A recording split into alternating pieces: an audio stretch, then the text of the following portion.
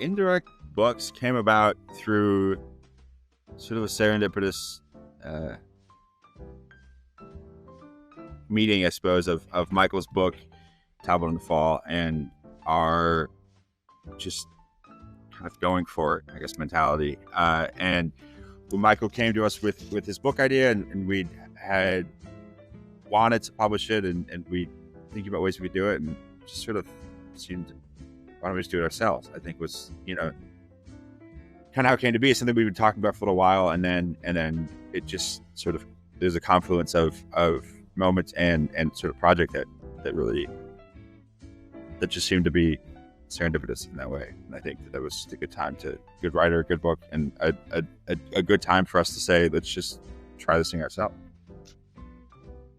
Yeah, I mean, I think we'd already been kind of playing around with the idea. We'd already started discussing a potential anthology because we noticed that in L'Esprit, we had a lot of essays about Virginia Woolf, and that the general aesthetic, also in terms of fiction and non-critical prose, tended to lean towards various themes. And so we'd already started kind of contemplating developing potential anthologies, retrospectives, without fully saying we're going to start a press. But when Michael, when we had gone ahead and published his excerpt, we'd had him as a featured writer, we'd created a relationship with him.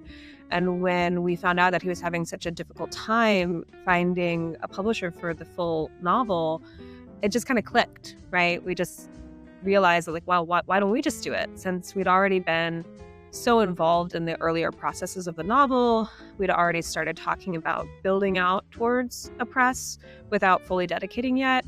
It just seemed like the time to take the plunge.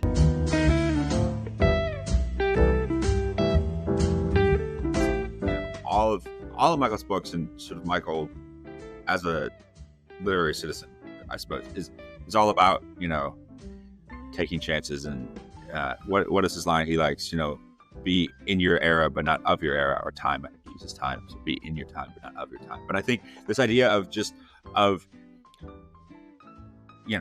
taking chances and trying something new and having a standpoint, to use another sort of Michaelism from Talbot, and this idea of here's a project that has a vision for itself, compositionally, an artistic vision, aesthetic, spirit, and exactly what it wants to be. And then Michael comes along, and it's just, we, like you said, Jessica, we have an experience working with him. We know, we sort of see the world in similar ways. I think the three of us do with Michael, and it just, it lined up, right? And I think it not just on a practical, logistical side, but also just really kind of the spiritual side or something, but just sort of a philosophical side of, I think Michael and his book both believe in similar things that maybe we do. And it's just kind of, it just comes together in that way.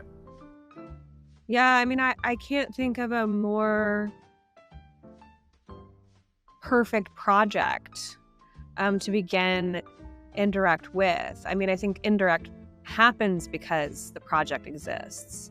And I think that the project exists to help us develop Indirect. I mean, not that Michael wrote Talbot and the Fall for Indirect, it just, the relationship that we've been building, our ability to connect with Michael and work on previous drafts, previous excerpts, and also other work of his, just allowed us to really fully understand his voice in a way that I think helped us identify what Indirect wanted to be. So I can't think of something that it would be a better fit than to start with Talbot in the Fall. I think Michael as a writer really echoes through language and style and craft what it is that we as editors and publishers are looking for in work that we want to publish and create platforms for. So it was kind of like this kismet, like perfect relationship that, of course, when it first developed, we couldn't have ever imagined it would land us here with Indirect, but suddenly made complete sense when we decided to take it to the next level and start Indirect Books.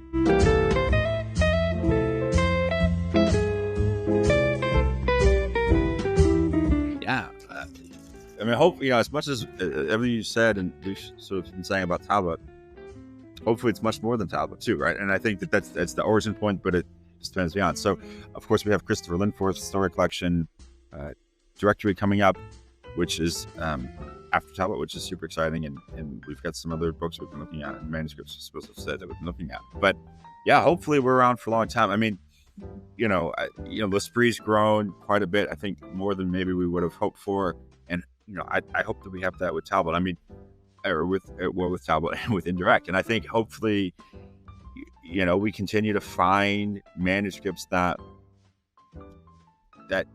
sort of need a home, deserve a home, a publishing home, a vehicle, and sort of a way to getting to the broader world that aren't just this sort of formulaic, kind of tired, conventional writing that we see so often is given a place on shelves and in lists and things. And to the extent that we publish these books, I think, and for a long time. I mean, hopefully there's so many great independent publishers that, have, that maybe we could think about in history, but also that are contemporary, that, we can emulate and we can sort of, maybe eventually work with and things too. But I mean, hopefully it's around for a long time, puts out a lot of good books.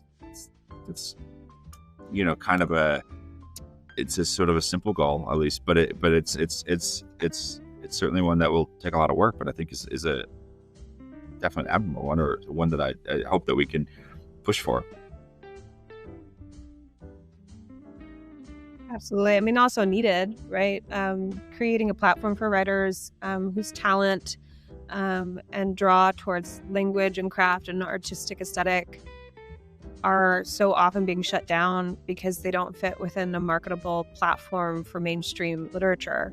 And I think our vision is to develop and create a press that embraces the artistic vision of what literature can be.